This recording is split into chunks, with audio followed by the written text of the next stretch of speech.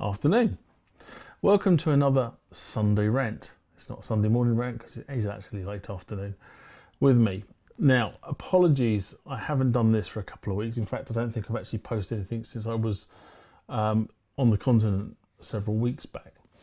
Unfortunately, life for me has just got in the way. There's various things that are going on, which I won't bore you about, but you've heard me mention before, and they've just got in the way. And I've also got in the way of me playing keyboards, which is really more annoying actually. But what I thought I'd do is there have been a raft of comments and messages left on the channel and questions more importantly. Now I have individually answered questions for each and every one of the people who've raised the questions, and I've responded back to you directly. But I thought because of some of the questions that have been raised, it was probably a good time to probably just whiz through them and answer those questions. So the first one comes from somebody called Mikey7307. I'm assuming your name is Mike or Mikey or something of those descriptions. The question was around upgrading the Kronos. Now, I think there has been a recent Kronos OS release. I'm on 04 on my Crony. I think there is a 05 that's been released recently, which I haven't actually updated mine to. But the question was, if you own a Kronos, can you skip a version and just upgrade from the version you have to the latest and greatest version? Now, I rang a friend of mine on this, and his response to me was as follows. The Kronos is effectively a computer running a Linux style operating system, and therefore because it's a Linux style operating system, effectively what it does is it replaces files when it does the update. Therefore there should be no issue with you updating from a prior version, skipping some versions to the latest version. That's what he told me. Now, personally, I've not done that, but because it is, and I am used to using Unix and Linux-based systems at work, they generally tend to be fairly self-contained, and therefore you can do an upgrade of that sort of description. Now, the only thing that's worthwhile noting about this is that when you go from a lower version to a newer version, typically you're going to overwrite sounds, programs, combis with newer versions of whatever it happens to be. So if you have created your own sounds, versions and combis on your Crony, then what you really need to do before you do the upgrade is to back the lot up. And you could use something like PGC tools, I've talked about that in the past, to back the whole lot up, and then you can load in the new version of the operating system, see what new stuff is written to your Kronos, and then you can load back in your custom patches, programs, whatever it happens to be. Okay, if you leave them where they are, if you have new combis, programs or sounds that are coming as part of the release, what they will do is they will overwrite the locations in the sound banks. So you could end up with some weird stuff happening, i.e. combis referring to locations that don't exist, or combis referring to programs and tones that you have created yourself, or combis referring to that you've created referring to stock sounds that have just been written into those locations. Okay, so just point to the wise. Back it up first. So the second question that was on the channel is all to do with restoring the factory sounds to a chord M1REX. So the first thing I would say about an M1REX against an M1R is that the EX version of the M1R has an expanded wave ROM in it. So the normal bulk standard M1R has 4 megabits, now megabytes should I say, which doesn't sound a lot by today's standard, but believe you me, back in the day when these things produced, that cost a fortune. Okay, the M1REX has 8 megabytes of RAM, wave ROM, sorry, should I say. What that means is it was able to manipulate bigger wave samples, and therefore when they cut the M1REX factory sounds, they are slightly different to the M1R factory sounds, because quite simply there was more space available, they were able to do more with it, and they did. Okay, so when you go and look at the SysX files on the internet, and I'll come back to that in a minute, look for the M1REX SysX, not the M1R. Anyway, the question itself was, I've got one of these devices, I've got it home, it's coming up, battery problem, and all the tones are exactly the same. Now, funny enough, when I bought my M1, my second M1 I might add, because I sold the first one for some unknown reason, I'm still completely befuddled why I sold the first one, but when I got my second M1, which is the one that's currently in the studio, mine was exhibiting exactly the same behaviour, in that every tone was playing the same.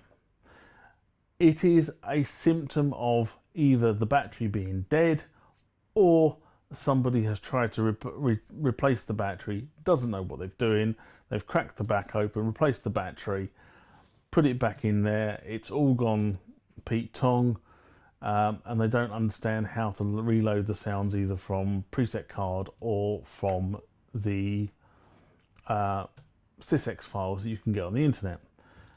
So that was exactly what happened to my M1R. All I did was I cracked the back open again, I put a brand new battery in, which is the CR2032 battery, which goes in most of this equipment from this era, exactly the same battery. And then what I then did was I then went off to the internet and I got the SysX files and I dumped them down onto the M1.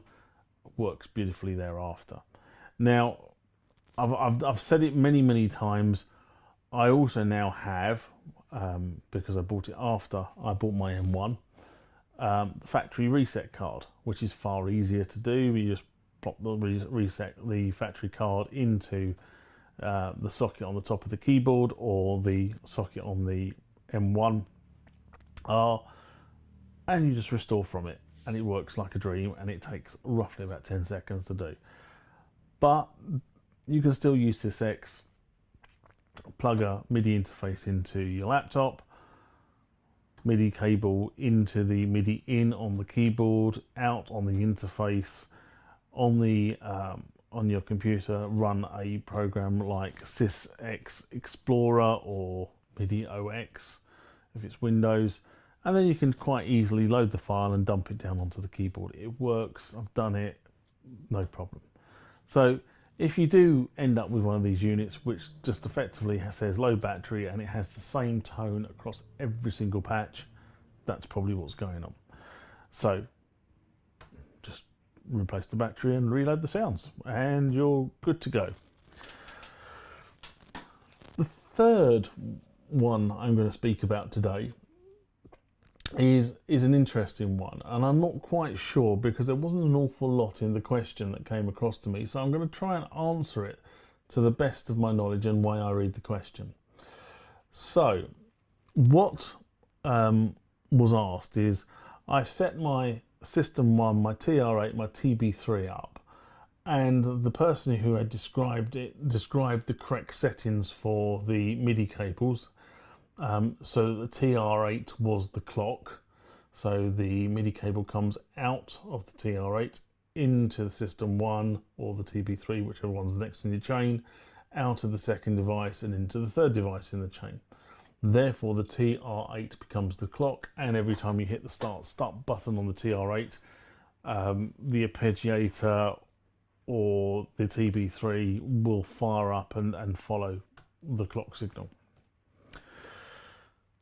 What the question was is, I'm not getting any audio, and that could mean on many things. So I sat back and thought about it, and then I've written a reply to you.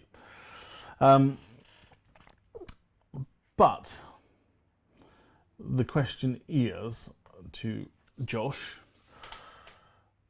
I'm not getting any audio. Right. So first things first, the MIDI cables don't transmit audio. So if you've just got MIDI cables in, you're not going to get any audio apart from the audio from the TR8. Okay. Because that's probably where you've got your audio cables plugged into. Now, you will need an audio source or an audio target on a mixer, should I say, for each one of those modules. So you need one for the TR8, one for the System 1, one for the TB3. Now, all these three modules are stereo, so if you're looking at a mixer, you're looking to have 2 channels per device, i.e. 6 channels in total to make this work.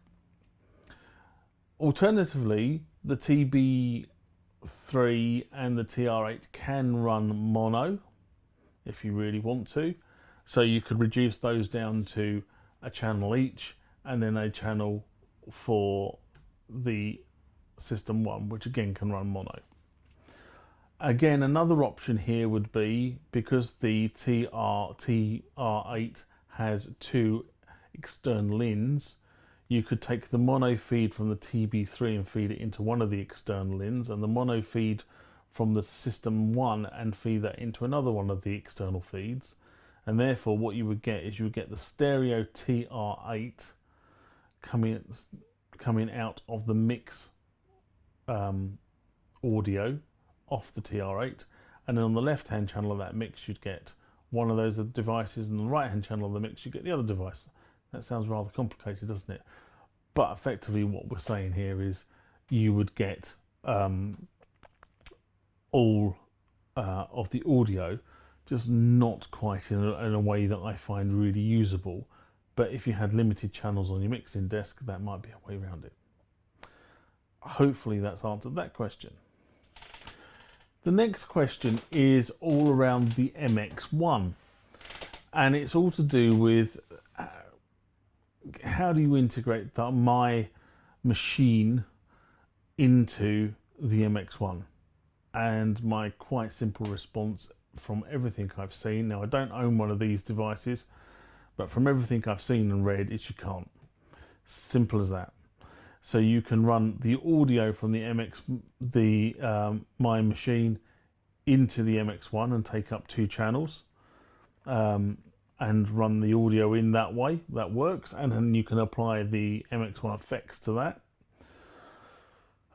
You can have the MX1 as the master clock source by taking a MIDI out from the MX1 to the My Machine. That would work.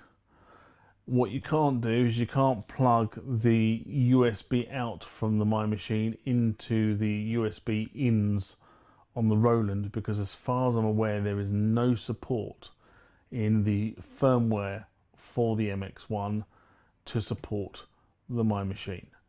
Okay, Roland would have to release some sort of firmware update with support for that particular platform for it to be able to work on one of the channels. So the only way to use anything with USB would to be run it through a computer. So you have the MX1 and the My Machine running into the computer, and then you would have to play around with aggregate outputs and aggregate inputs to integrate the two together and have the things route through the computer. So for argument's sake, I use a Focusrite audio interface for my studio, which presents itself as a mixer on the computer itself, and then I could actually route that from there to the My Machine if I had a My Machine, but I don't. Not sure whether that's any use to you whatsoever, but you know, Ryan, I've done my best. I don't have the device myself, so that's about as far as I can take it. And the final thing I'm going to pick up on this one is from Doug. and he says, I'd love to know more about some of the books that I hold regarding the D50. Now, I don't actually have very many books on the D50, but the most useful book I came across on the D50, funny enough, was published by Roland, and it was called the Linear Digital Synthesis D50 book. Okay, and it's written in English. It's been written by somebody called Jeff Berger, and it was written in 1988, a long time ago. And the reason why I like this book is because, as I said, it's written in English. I can understand it. It tells me how to do things, whereas if you were to go and read the Roland manual, which will still tell you how to do this stuff, just in some sort of weird Roland language. Not in, I mean, most of the equipment around that point in time, if I'm brutally honest, I mean, I own quite a lot of it. You know, the manuals are particularly poorly written, and they were also, I think they were sort of in instances a direct translation from the Japanese, because of the way that it's been put across. Whereas what this thing does is it tells you why you would do it that way, and then how to do it. And as you can see, it's not very thick, but it was the most useful one I came across. And then what Doug has come back and said is he found a website called cultofd50.org, all one word, which has some more information. Now, what that site does have on it, actually, which is rather good, is it does have both the owner's manual for the D50 and the D550, which is the rack mount version. It also has the service manuals for both of those platforms as well. So if, like me, you tend to take things to pieces to repair them, then having the service manual that tells you what the thing you're taking to pieces is meant to look like after you finish fixing it, and where all the buttons come from, or all the screws come from, even better. So they're on there, and I have to be honest, I do not have the D550 one, so when Doug pointed that out to me, I went and got it, because it's damn useful when you're actually servicing this stuff. And as we all well know, 1988, that is coming up for 30 years old. So we are where we are. Anyway, that was me just running through a couple of things on here. Now, what I'm going to do is I will be doing some bits and bobs in the week. I've done another bunch of crafty bids on eBay, you know, my penchants for crafty bids on eBay, and a whole load of equipment is turning up this week, for one reason or another. I've also been offered, and I've accepted, a Yamaha TX802. Now, I haven't really been looking for a Yamaha TX802, and for those of you who don't know what a TX802 is, a TX802 is effectively a DX7 Mark II, but I think it's got two synth engines in there.